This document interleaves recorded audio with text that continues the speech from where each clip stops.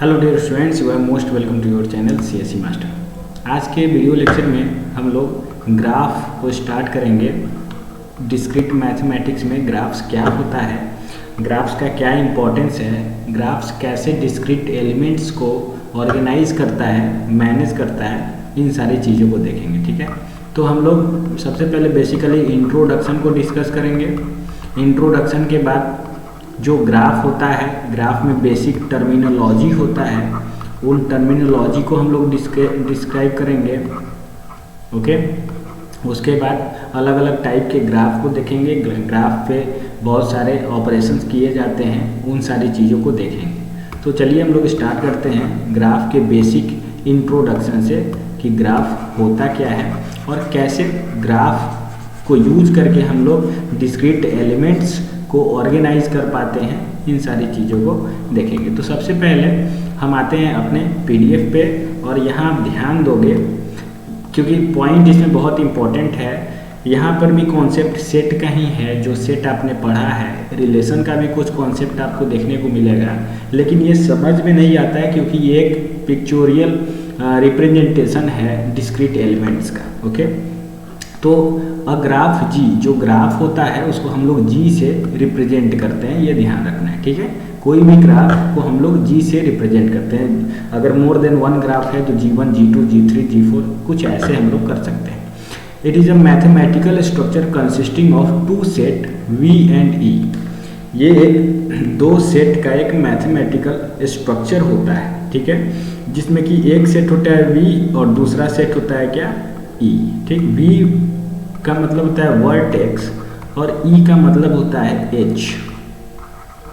ठीक है, वर्टेक्स और एज, जहाँ पर V is non empty set of vertices and E is non empty set of edges. मतलब यहाँ पर पूरा जो हमारा ग्राफ है ये डिपेंड करता है एज और वर्टिसेस पे। ठीक है, मतलब केवल आप दो ही सेट के बारे में यहाँ पर पढ़ोगे, बार बार ये कॉन्सेप्ट आएगा, set of edge, set of vertices. ठीक है, चलो तो इसका जो ये मैथमेटिकल स्ट्रक्चर जो है, इसके कुछ एग्जांपल्स को भी देखते हैं।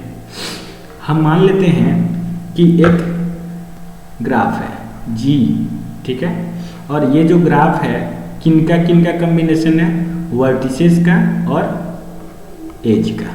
ठीक है, तो इसको हम लोग रिप्रेजेंट करेंगे G, V, E। ठीक है, ओके। अब यहाँ पर जो सेट V है, मतलब सेट ऑफ ऑल वर्टिसेस, यहाँ पे V1 और V2 है। यहाँ देख सकते हो ये वर्टिसेस को हम लोग एक सर्कल से रिप्रेजेंट करते हैं और एज को एक लाइन से रिप्रेजेंट करते हैं। ठीक, तो यहाँ पर एक वर्टिसेस है V1 और यहाँ एक वर्टिसेस है V2। तो जो सेट V है इसमें दो एलिमेंट है V1 और V2, और दूसरा जो सेट E है इसमें एक ही एलिमेंट है E1, क्योंकि यहाँ पर एक ही एज है। एज दो वर्टिसेस को कनेक्ट करने का काम करती है। ओके, ये एग्जांपल हम लोग दूसरा एग्जांपल देखते हैं। यहाँ पर कुछ इस तरह का स्ट्रक्चर है। यहाँ पर देखो, एक ये वर्टिसेस है, एक ये है, एक ये है, एक ये है, एक ये, मतलब टोटल 5 वर्टिसेस है। ठीक है, मतलब सेट ऑफ वर्टिसेस क्या हो जाएगा, V1, V2, V3, V4 and V5। ठीक है, यहाँ एज हम लोग देखेंगे तो वर्टिसेस 1 और वर्टिसेस 2 को जो कनेक्ट करता है वो है एज 1। ठीक है, तो यहाँ हम लोग सेट ऑफ ऑल एजेस की भी बात करेंगे। V1, V2 के बीच में E1 है, V2, V3, V5 के बीच में E5 है एंड सो ऑन। तो यहाँ E1, E2, E3, E4, E5 total कितने वर्टिसेस हैं, तो 6 वर्टिसेस है। यहाँ देख लो 1, 2, 3, 4, 5 एंड 6, तो एक और E6। तो ये एक सेट है जिसको हम, ये एक ग्राफ है जिसको हमने रिप्रेजेंट किया G, V, E से, और यहाँ पर हम देख पाएंगे कि जो सेट V है और सेट E है वो हमने पहले से तैयार कर लिया है। तो ये एक ग्राफ है। ठीक है, graphical representation of vertices and edges. Okay, ठीक ऐसे ही एक और एग्जांपल आपके पास है जहाँ पर थोड़ा सा ये जो पिक्चर है वो कॉम्प्लेक्स दिख रहा होगा। ये जितना कॉम्प्लेक्स है उतना इंटरेस्टिंग है। जो ग्राफ होता है डिस्क्रीट मैथमेटिक्स में ये बहुत ही इंटरेस्टिंग होता है, और चूँकि कॉम्प्लेक्स होता है तो इसको सॉल्व करने में मज़ा आता है। ठीक है, ओके। तो यहाँ हम लोग देखेंगे यहाँ पर टोटल कितने सारे वर्टिसेस हैं और कितने सारे एजेस हैं। तो यहाँ भी हम सेट वी और सेट ई में जितने भी एलिमेंट है उसको राइट डाउन करेंगे।